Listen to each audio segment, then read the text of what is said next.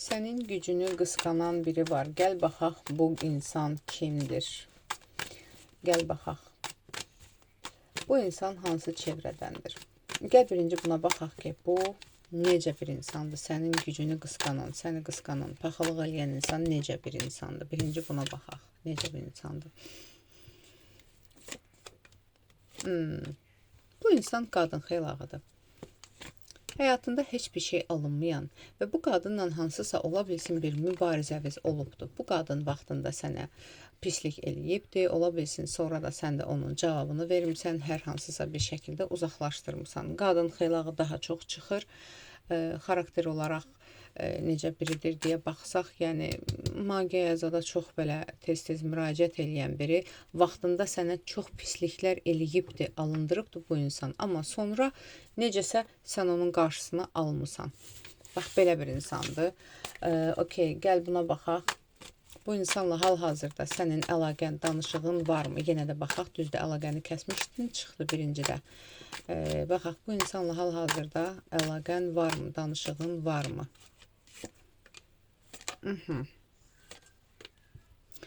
Amma bu insan bir şəkildə səni görür nə cürsə. Ya ola bilər ki, eyni iş ortamında mı ola bilərsiniz? Nə bilim, bu qonşun mu ola bilər? Və yaxud da ki, çünki hansısa bir ortamda bu insandan ya səni görürmü, görəmi bilir, səndən xəbər tuta bilən bir insandır. Gəl baxaq belə, hal-hazırda bu insanla sənin əlaqən varmı, özünün danışığın, dostluğun varmı? Bu insanla hal-hazırda sənin hansısa bir əlaqən, danışığın, münasibətin varmı? Sən kəsmisən əlaqəni. Amma bu insan səndən общий znakomaya, yəni ortaq tanışlarım var, ondan mı öyrənir, ortaq dostlar mı olsun, ortaq qohumlar mı olsun, qohum əlaqəsindən də ola bilər. Çünki bu insan, sən əlaqəni kəsmirsən. Amma o insan illaki səni qısqanır, paxıllıq eləyir. Və burada bir şey də deyə bilərəm ki, əgər bunu izləyən qadındırsa, sənin keçmiş yoldaşınla əlaqədar, tutaq da keçmişdə bir evliliyin və ya keçmiş bir ilişkin olubdursa, o insanla əlaqədar biridir. O insanın hazırki, nə bilim, yoldaşım ola bilər, nə bilim, hər nədirsə, bax, belə bir şey də gəlib çıxır. Bəziləriniz də çıxır, hamınızda deyil. Okey, gəl buna baxaq yenə də. Səndə nəyi qısqanır? Səndə nəyi qısqanır bu insan?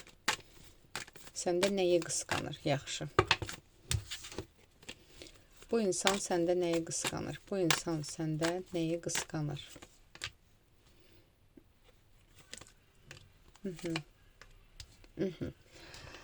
Yenə də bu konkret bir açılım çıxdı. Bu sənin eksinin hazırda həyatında olan bir insandır. Tutaq ki, bir insanla ayrılmısanmı, boşanmısanmı?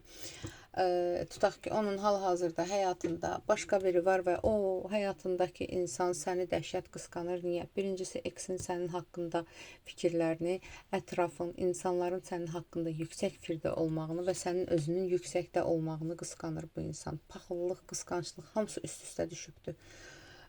Sənin heç əlaqən yoxdur bu insanla, bu insan elə heç səni qısqanır. Ya ola bilsin danışırsınızmı keçmiş ilişkidə olduğunuz insanla, ya hansısa bir iş əlaqəniz var, hər nədirsə, yəni buna görə qısqanır, çünki səni gözdən sala da bilmir. Belə bir şey var, yəni bu dalaşıb, belə deyim də, düşmən ayrıldığınız eksinizlə əlaqədar deyil. Ayrılmışsınız, keçmiş yoldaşınızla, keçmişdəki olan hansısa bir sevgilinizlə, amma münasibətiniz salamsağlığınız qalıbdır və onun hazırda və ona görə də o insan sənin haqqında yaxşı fikirdədir və onun hal-hazırda həyatında olan ya sevgilisidirmi, ya həyat yoldaşıdırmı, tutaq ki, o bu dəqiqə sənin paxıllığını çəkir, çünki sənin haqqında yaxşı fikirdədir və eksin də sənə qarşı hal-hazırda hörməti də var, hər şey olduğuna görə paxıllıq eləyir. Okey. Bəs o davranışlarında o insan, paxıl insan, qısqancı insan davranışlarında özünü necə göstərir? Bəs haqqında dedikodu yaymağa çalışaraq, adını belə deyim də, alçatmağa çalışaraq eləyir, amma alındıra bilmir, çünki sənin haqqında dediyi heç bir söz sənə yapışmır, özü elədiyinlə qalır və özü zərbə alır. Bax, belə bir şeylə. Gəl baxaq, o insanın bəs sənə real zərəri varmı? Bəs o insanın sənə real şəkildə bir zərəri varmı?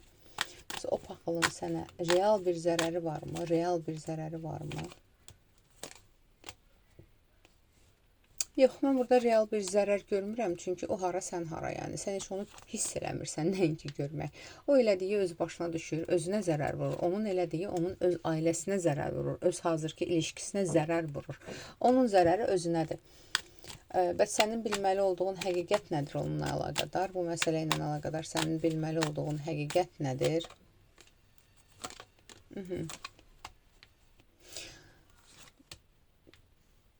Sənin bilməli olduğun həqiqət odur ki, onların münasibətləri də əslində normal bir münasibət deyil hal-hazırda. Dağılışa doğru gedə bilər onların münasibətləri. Onların ailə içində öz sıxıntıları, sarsıntıları var və buna görə də bu insan, bu paxıl insan hər şeydə səni günahlandırır. Əslində sənin heç bir təsirin də yoxdur burada. Yaxşı, enerjini necə